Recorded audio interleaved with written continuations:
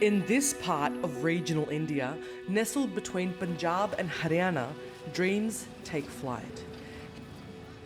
Here, villagers use planes and ornaments to celebrate young people who've gone abroad. ਕਰੀਬ ਯਾਨੀ ਕਿ ਪੂਰੇ India ਤੋਂ ਯਾਨੀ ਕਿ ਸੰਗਤ ਆ ਰਹੀ ਆ ਤੇ ਉਹ ਸਾਰੇ ਆਪਣੀ ਸ਼ਰਧਾ ਦੇ ਨਾਲ ਜਹਾਜ਼ ਚੜਾ ਕੇ ਜਾਂਦੇ ਆ ਤੇ ਉਹਨਾਂ ਦੇ ਕੰਮ ਬਣਦੇ ਆ ਤੇ ਉਹ ਖੁਸ਼ੀ-ਖੁਸ਼ੀ ਆ ਕੇ ਸ਼ੁਕਰਾਨਾ ਫੇਰ ਕਰਦੇ ਆ. Barely out of high school, they take up English coaching classes, hoping any of the thousands of migration agents here will help them get to countries like Canada, the UK, and especially Australia. 19-year-old Brinjal received her enrolment certificate for a private college in Adelaide last December.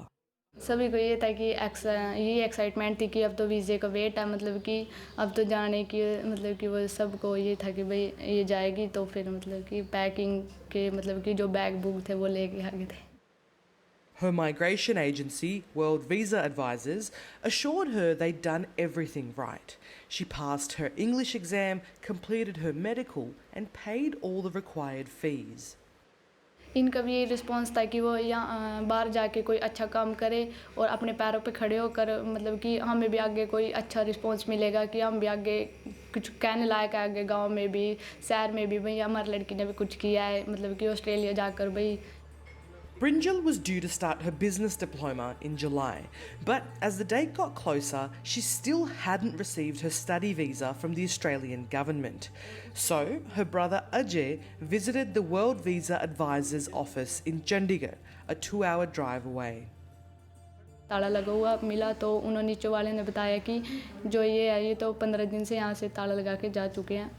ये तो बहुत बड़ा fraud हो गया हमारे साथ, बस दिन अच्छे नहीं था ये.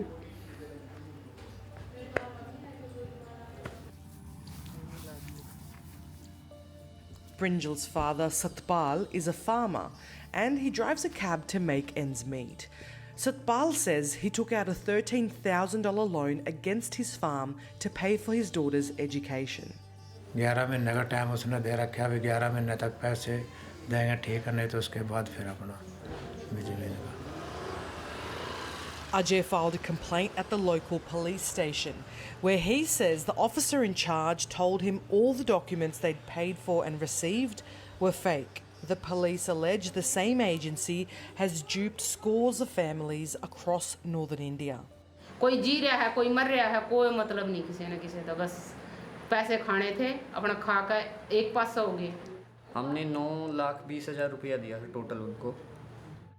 We went to the World Visa Advisors office in Chandigarh. Looks like the whole place is abandoned.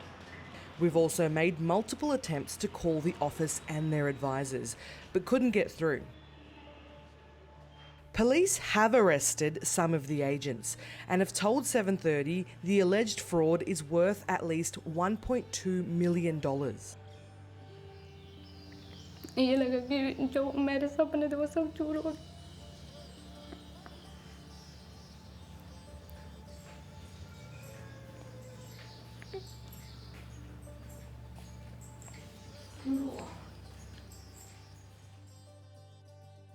An air of desperation runs through cities like these in northern India. Young people are dissatisfied with their work opportunities and want to leave, and they're willing to place their trust in just about anyone to get them out. In the first half of this year, this police station alone has heard complaints from families who have been scammed out of $4.5 million in immigration fraud. In July, a father from Punjab died by suicide after his daughter was given a fake admission letter for a different Australian college. The woman declined an interview but spoke over text. It is very painful to lose a father, and he was very upset because of the fraud done with us. Last month, the Australian government announced a cap on international student enrolments. The federal government's also more than doubled the student visa application fee and introduced higher English proficiency requirements. The rules were introduced to curb net migration and stamp out fraud in the industry. India is the second largest source of international students in Australia. Australia is making it difficult actually. The student want to go over there, they want to get an exposure, and if they love that country, it's good for you.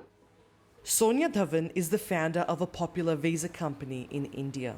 She says she's seen a steady drop in students across her 73 branches. Australia is having a problem onshore. They are not able to control the students who are coming over there or the people who are coming over there on other visas. They're not able to control the students who are switching the colleges. So they're not able to control the problem in their own house. So they are started cleaning the offshore actually. She believes the changes could fuel a rise in unethical practices by migration agents in India. So I think this will increase the more fraud. When the thing is in a scarcity, it's always going to create a curiosity. And the curiosity will give up money to the wrong people. A spokesperson from the Department of Home Affairs said the student visa regulations are intended to ensure that only genuine students are granted visas to study in Australia. I reach out to Prinjal's family again because I want to know more about the Australian college she was supposed to attend, called Willows Institute in Adelaide. Does that college know about the alleged migration agency fraud? I'm not sure. I jump online to see what I can find. And I haven't been able to find much. There's a stock standard website, a Facebook page with 20 followers, an Instagram page with 0 posts, a couple of negative Google reviews, and there's not much on the owner. I dig out names of the company's directors. I don't have many details for the current director, apart from an address in South Australia. I also try a bunch of listed phone numbers, but they all ring out. Then I finally get someone. One of the directors is calling me back, so let's see what it says. Hello? The former director refuses to answer questions about the company and says he doesn't know why it was registered before hanging up. You started the website and you started the company, and we've got people alleging that this is... There wasn't much more I could do in New Delhi, so I asked my colleague in Australia, Ange Danellen, to visit the Willows Institute office in Adelaide. But it's empty. She visits the home of the current director. Hello? Oh, hello. Hello? Is Dilpreet Singh here, please? An associate tells us Dilpreet Singh's not home, but gets him on the phone. The ABC has spoken to dozens of Indian international students that say they've paid thousands of dollars to study at Willows, only to learn they were not offered real visas or study courses. Mr. Singh tells us he bought the business less than 2 months ago and that our questions come as a surprise. He agrees to answer via email. I reviewed all the complaints and found Willows Institute is not associated with any of these kind of activities. If whatever is claimed by your organisation is happened to be true, then we are victim of this scam. 7:30 contacted the National Regulator for the Vocational Education and Training Sector.